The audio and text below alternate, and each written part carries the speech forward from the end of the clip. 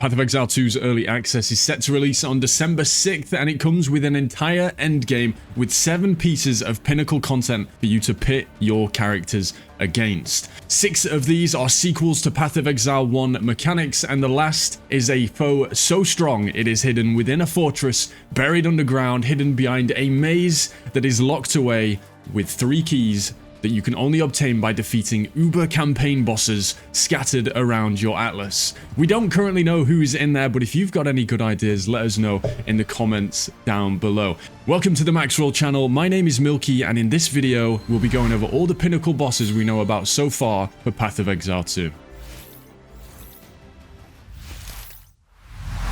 Now, the 7 pieces of Pinnacle content are separated into 3 different categories. There are 4 Atlas-specific encounters, all of which are sequels to Path of Exile 1 mechanics. We have Breach, Ritual, Expedition, and Delirium. 2 of them are endgame trials, again sequel to Path of Exile 1 mechanics, those being the Trial of the Sekhemas, which is the continuation of the Forbidden Sanctum mechanic, and the Trial of Chaos, which is the sequel to the Ultimatum mechanic. So you'll be very familiar with how these mechanics work if you've played Path of Exile 1. Now, the 7th is that Pinnacle boss we've already mentioned that we know so little about, but all of these have their own built-in progression. The Pinnacle boss and the 4 Atlas-specific pieces of content have Atlas trees associated with them, and you gain points for those trees by defeating the Pinnacle boss. The trials, however, have a bit more of a unique progression system, and we'll talk about that in their part of the video. Now, as you defeat the bosses and you spend your points in your Atlas trees, you will gain the ability to increase the difficulty of the content. Now, difficulty may seem an ambiguous term, but this was intentional from GGG. They didn't just want to slap on a 20% damage and health multiplier to the bosses. Instead, they wanted the option to play with the mechanics of the fight, add more abilities, that kind of thing, instead of just doing a blanket buff to the mob. So difficulty can mean different things for different bosses, but the things we do know about difficulty is how it affects the rewards. At difficulty level 0, the bosses will drop exclusive unique items. Maybe not every time, but they have the chance to do so. Increasing the difficulty will add more powerful uniques to that pool of rewards that you can get. And finally, on difficulty level 4, there is going to be a modular unique item. Now, what this means, if you're familiar with Path of Exile 1, is it is an item with a very wide array of results, but it is very, very strong for a person who needs that specific thing on the item. So think of an item like Watcher's Eye, Megalomaniac, or Forbidden Flesh and Flame. So those difficulty changes apply to all the Atlas mechanics and the Pinnacle boss.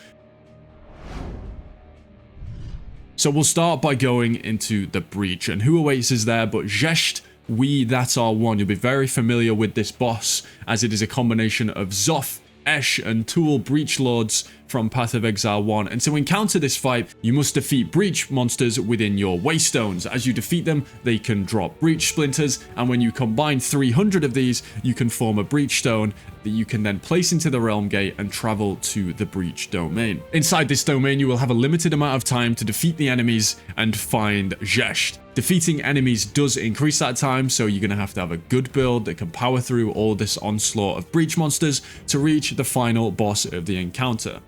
Zhesht uses the power of fire, ice, and lightning during the fight, as well as attacking you with these glorious breach hands on its back. But we don't know too much about the exclusive rewards, but we do know that this is going to be a very challenging encounter, even at difficulty level 0, and then all the way up to difficulty level 4. Next, we have Expedition, and whilst you are unearthing these runic monsters inside your Waystones, you'll have the chance for them to drop a logbook. You can then travel to this logbook dig site by talking to Danig, and you will have to place a long sequence of explosives in order to unearth all the mysteries on the logbook site. Some of these could be underground treasure chests or coves, as well as the lair of the boss for the Expedition encounter, which is Olroth, the undead commander of the Knights of the Sun. So this is going to be the Pinnacle boss for the Expedition mechanic. Exactly how his fight works, we have no idea so far. But what we do know is that defeating him will reward, again, those Atlas passive points.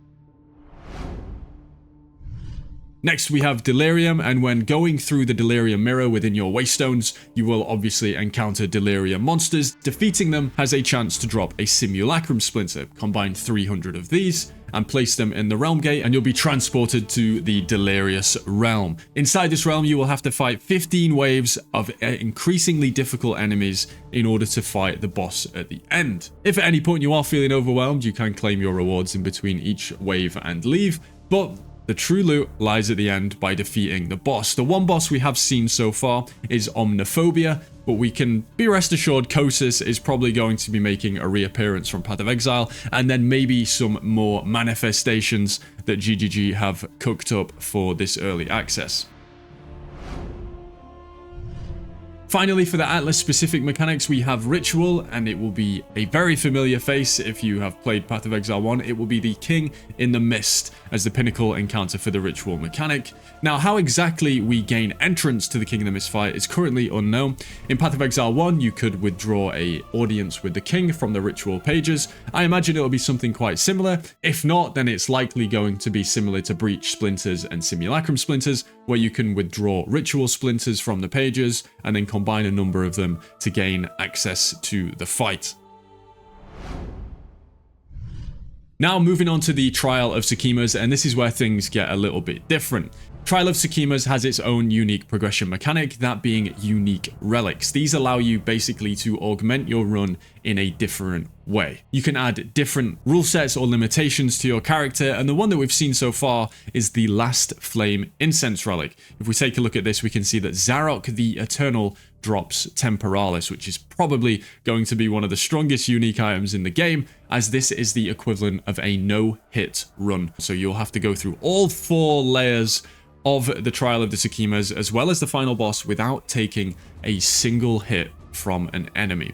Very, very difficult, but we can see here from this relic that they did actually leak potentially the endgame boss for the Trial of Sekhemas, Zarok the Eternal. So we can assume he's going to be one of, if not the endgame boss for this mechanic, and he is going to drop you the unique relics as well as unique jewels, as jewels are a specific reward from the Trial of the Sekhemas. You can get them elsewhere, but they're going to be dropping much more frequently in the trial, and you can also get some very powerful unique jewels in the trial.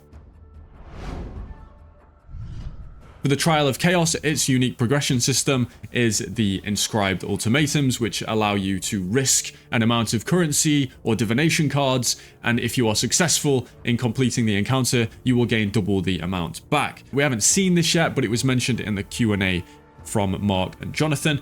But for the Pinnacle encounter itself, you will need to gain access to the Trial Master's Tower. To do this, you'll need to complete 3 of the trials and defeat Barlock the Skyseer 3 times, who will drop an item called Deadly Fate. Combine 3 of these at the Trial Master's Tower to gain entry. Now, we don't know 100% certain that it is the Trial Master hidden in the Trial Master's Tower, as they were quite secretive about who was lying in wait for you, but it's probably 90% going to be the Trial Master, or they could have cooked something else up. Maybe we've got some other Varl-themed boss waiting behind those doors. After defeating this boss, you're going to start dropping soul cores, which are alternatives to the runes that you can socket into your items. They provide incredibly powerful results, for example, critical damage bonus, rarity of items found, attack speed, and elemental penetration with weapons. These are some very, very powerful effects and will be very desirable, and you'll be replacing your runes with these later on, I'm almost certain. Now finally, the Pinnacle Boss content, and what I imagine is going to be a huge source of anticipation at the start of the early access for who's going to reach it first and discover the identity of who lies within this fortress. In order to gain access to this fortress, though, you must explore the surrounding areas and defeat the 3 Uber Act bosses that are waiting for you. They each have 2 lieutenants, and if you fail at any point, you'll have to re-find the encounter. But these all have in their possession one of 3 keys in order to unlock the fortress and go inside. This encounter follows very similar rules to the other Atlas specific content, but instead of going up to difficulty level 4, it only goes up to difficulty level 3, and it grants additional bonuses to bossing content. So any map that you would have a boss in, you're going to gain additional benefits in those maps through this tree. So that is what we've seen so far. We have Zhesht, Olroth, Omniphobia, the King of the Mist, Zarok the Eternal, Trial Master, and whoever resides within the fortress. Who do you think it's going to be? Let us know in the comments section down below. Make sure you subscribe to the Maxroll YouTube channel as well as ringing the bell, as we're going to have plenty of Path of Exile 2 content coming out in the build-up and well beyond the early access for Path of Exile 2. We'll see you next time.